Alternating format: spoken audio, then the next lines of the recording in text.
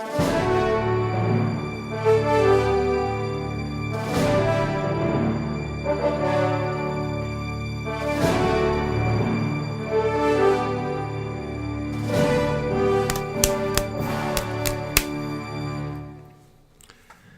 and welcome to another episode of Orc Rogues, where we bring to you everything nerdy, geeky, and just plain fun. My name's Derek. And my name is Thomas. And today we're discussing Cupid's Dagger, the 9th episode of the Orville.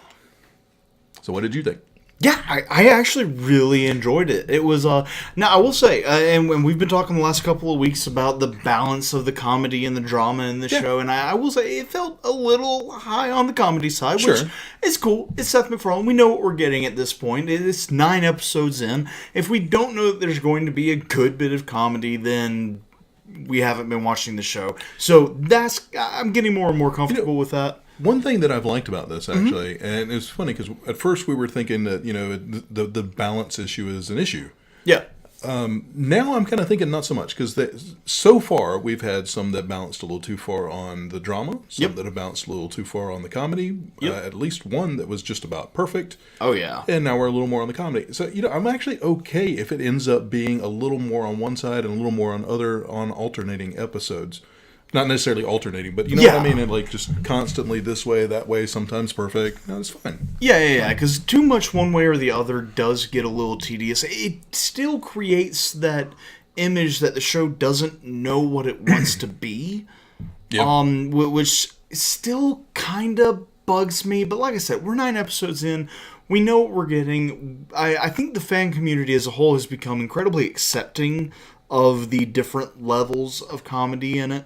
Yeah. This particular one, I do believe, was a little high on the comedy side, but it was cool because we got a lot of backstory in it. We did. And it was a very Star Trek theme that we got to see, with the whole pheromones affecting crew members in ways that they didn't expect, and it did give Commander Grayson a little bit of I don't want to say an excuse, because you don't get an excuse for that sort of thing, but it made her seem a little bit more respectable. Yeah. So, but also, possibly a little bit, not saying that she is a victim, but in that circumstance, kind of a little bit, possibly. Maybe a little bit, yeah. And also possibly, because they never confirmed, right? That's what happened initially. Yeah, no, they didn't confirm that. Yeah. They highly suggested it. Yeah, but Derulio? Yeah, Derulio. Kind of skipped that, Yeah. and almost it sounded like it may have been on purpose. It wasn't a, you know what I mean? It was like he didn't give her an out. No, he didn't. Even with maybe. Speaking of Derulio, my gosh, what an awesome performance from Rob Lowe. Lowe, I know. That was I surprising. never looked. Was it Rob Lowe to begin with? I don't know. I honestly don't know. In the first episode? No, I'm wanting to say no, because that's kind of a big name. Not sure I would have missed it. Yeah, well, it took me a second, honestly, with all the makeup. Like, I kept looking at him going, like, I know him. Yeah. I know who. I even saw the name, and I couldn't put the face to it, and then I still couldn't put the face to it. See, I missed the name. Actually, I did. I looked right past that, and the whole, it took me roughly half the episode for it to finally click who it was. The sad part is, I was watching it, and I was like, oh yeah, I loved him in Parks and Rec. Oh, yeah, okay, got it. Click. There it was. No, I thought it was a great episode. Loved the whole thing where they were being diplomats, like in Star Trek. To the two warring species for the planet. That was, I actually really enjoyed that. I did too. They telegraphed the outcome of the DNA thing, though, just a little bit. Yeah. To be fair, actually, I don't know. I don't know if they completely telegraphed it, or I've just seen too many things like that. That I knew it was coming. I was like, it's gonna common ancestry. Also, they looked a little bit, similar, and I was like, it was kind of obvious where they were going with that, which is it's fine. Yeah, it's fine.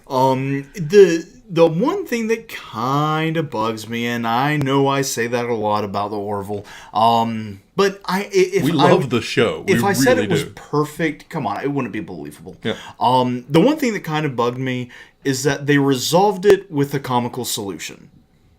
Yeah. And it... Yeah, actually, that bugged me a little, too. Yeah, I expected a bit more of an actual diplomatic solution. It was kind of clever, kind of predictable, but I do wish they hadn't gone so comical with it. But once again, Seth MacFarlane. I tell you, the one thing that there was one thing that really upset me in the episode, and it just bugs the fool out of me. We never got to hear Bortus finish "My Heart Will Go On." We never got to hear Bortus start "My Heart Will Go On." Yeah. Well, that's what I meant. Complete the singing. Yeah, I mean I was devastated. Like I miraculously forgot about it. I just wanted to see it. I really did. I was like, oh, maybe they'll bring it back. I doubted it. I was like, I'm pretty sure they're not. And I wanted him to be phenomenal. Yeah. But I'm guessing the actor probably had in his contract, no, I will not sing on this show. Yeah. And I think that was... I wanted them to actually, just have him portray singing, but, just pipe in Celine Dion's voice. I think that would have been perfect, and have them play it off like it actually was him singing. Yeah. No. They couldn't have done that. I don't know. Could they have? I don't know. I mean, Seth MacFarlane knows everybody. He does. So... He really does.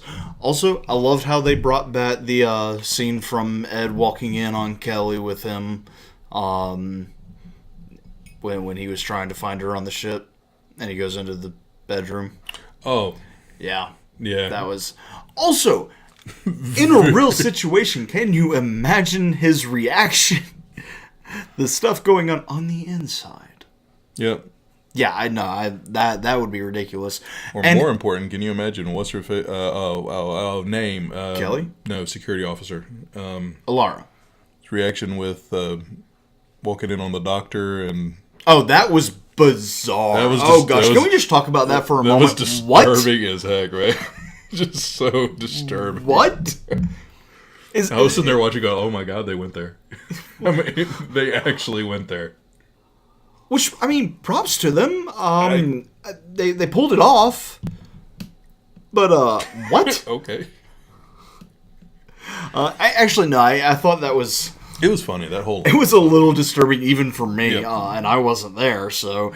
Yeah, no, that was... Her reaction was perfect. Oh, yeah, absolutely. I mean, it was everyone's reaction. Yeah, pretty much. Actually, no, she's been really impressive since the first episode. She really has, yeah. But no, recreating the scene where Ed walks in on them. Yeah. And I will tell you what, if that was not Rob Lowe in the first episode, which I don't believe it was, he recreated the expression perfectly. He really, really did.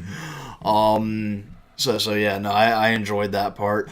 The overall, like I said, it was a great episode. Solid. It does bug me that there was a comical ending, but any more thoughts from you? Nah, they just keep killing it. I mean, they really do. Good job, Seth MacFarlane. It's good, yeah. Good show. Yeah, it was really good. Anyways, guys, that's all we have time for this episode of We Review Orville. Pretty much. That's what we're calling it. Sure, why not? Thank you all so much for joining us. If you enjoyed the video, smash that like button. If you haven't already done it, subscribe. That way you can find out every time we post an Orville review, as well as our regular weekly videos, which we do alongside these every week. Same day, same time, so it is out now. So be sure to go check that out. If you have thoughts on this episode of the Orville, please leave it in the comments below, as well as if you have thoughts on any of the other ones in the past. We'd love to talk to you about it. Yep. Find us online at www.orcrogues.com, and also do not forget to join us on twitch.tv/orcrogues as I play Tales of Berseria every Tuesday evening at 7 p.m. Eastern Time. And Derek? And I play Hearthstone every Monday afternoon at 2:30 p.m. Eastern Standard Time. And if you would like to help support us doing words are hard. All right. If you'd like to help support us, you can do so at www.patreon.com. We do have /orcrogues. We do have some other things in the plans. We're hoping to begin planning on maybe a web series. That's one of the things in our little itinerary. We're also talking about potentially doing a particular movie of a particular genre. Yep. So I know you want to know about that. You're leading into that. All right. Yeah. We're going to do that. Forcing the commitment is Yeah, good, man. yeah. Well, if I don't, there's no other way I'll do it. I'm a terrible procrastinator. True, man. That's true. We're also going to be doing, when I finish up Tales of Berseria, we're going to be doing some live game streams at some point. And I don't mean live video game streams. I mean live tabletop games, live card games, and all of that is coming in the future. However, we do need help with that. It does require some equipment that we don't have, and any support that you all can give would be greatly appreciated. And of course, you can do that at Patreon. Also, if you want some cool Orc Rogues gear, you can find that through a link on our website or straight to Zazzle.com/Orc Rogues. Anyways, that's all we have time for today. Until next time, we are Orc Rogues.